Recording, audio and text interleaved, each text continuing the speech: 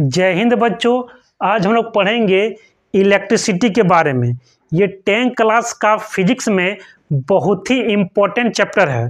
ठीक है, तो आइए इसको शुरू करते हैं। देखिए, इलेक्ट्रिसिटी में सबसे पहले आपको चार्ज के बारे में नॉलेज होना चाहिए, है ना। तो आइए सबसे पहले ये जानकारी लेंगे, है ना, इसको समझेंगे कि चार्ज होता क्या है। ठीक है, तो देखिए, ये मान लीजिए ये एक इलेक्ट्रिक फील्ड है, ये आपका इलेक्ट्रिक फील्ड है ना, या मैग्नेटिक फील्ड भी बोल सकते हैं, मैग्नेटिक फील्ड। ठीक है, और इस फील्ड के अंदर में आप कोई ऑब्जेक्ट को रखे हो, ये आपका ऑब्जेक्ट है। ठीक है, मैटर भी बोल सकते हो।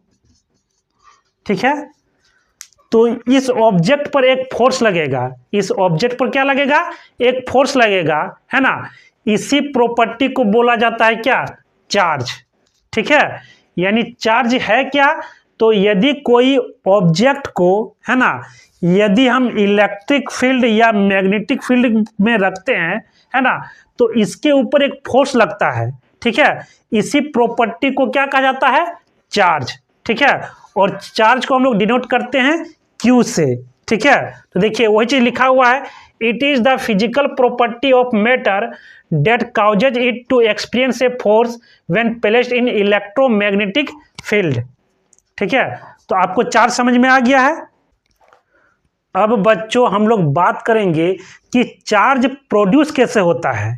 ठीक है, तो देखिए, दो ऑब्जेक्ट को आपस में रगड़ देंगे, क्या करेंगे, रगड़ देंगे, तो हो जाएगा वो चार्ज। क्या हो जाएगा, चार्ज। ठीक है, मान लीजिए ये आपका एक ऑब्जेक्ट है और ये आपका ऑब्जेक्ट है।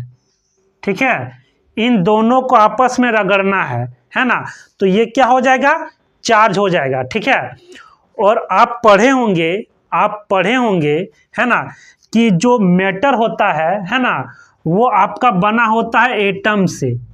किससे बना होता है, एटम से।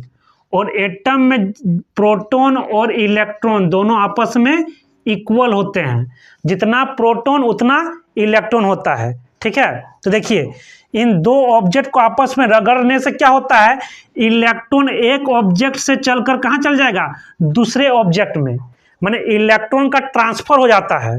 ठीक है, मान लीजिए यहाँ का इलेक्ट्रॉन यहाँ से निकल के इस ऑब्जेक्ट में आ गया।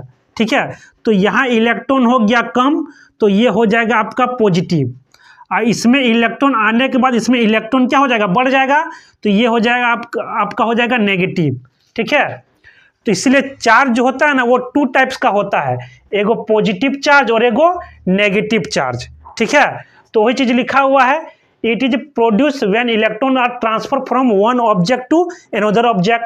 ठीक है, और टाइप्स ऑफ चार्ज 2 टाइप्स का होता है, पॉजिटिव चार्ज उसको लिखते हैं प्लस से, नेगेटिव चार्ज उसको लिखते हैं माइनस से।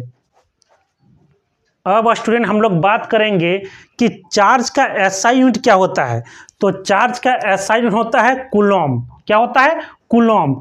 इसको लिखते हैं सी से, मतलब इसको सी से डिनोट किया जाता है। ठीक है, और चार्ज को बोले थे, चार्ज को डिनोट हम लोग किससे करते हैं, क्यू से। ठीक है, इस चार्ज का फॉर्मूला होता है एनई मतलब नंबर ऑफ इलेक्ट्रॉन, है ना। ई आपका क्या है, इलेक्ट्रॉन है। ठीक है, और इस इलेक्ट्रॉन पर आपका कौन सा चार्ज होता है, देख लीजिए, माइनस है, यानी नेगेटिव चार्ज, है ना। इलेक्ट्रॉन पर कैसा चार्ज होता है, नेगेटिव चार्ज।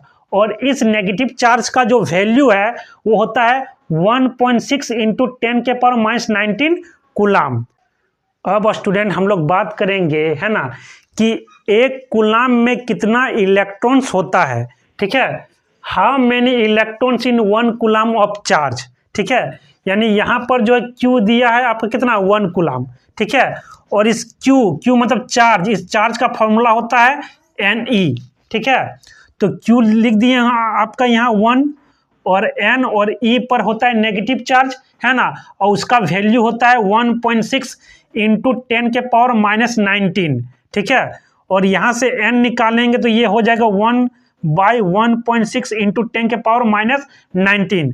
जब इसको आप सॉल्व कीजिएगा तो ये आएगा आपका 6.25 इंटू 10⁻18 इलेक्ट्रॉन्स, ठीक है, मतलब 10⁻18 इलेक्ट्रॉन्स, है ना।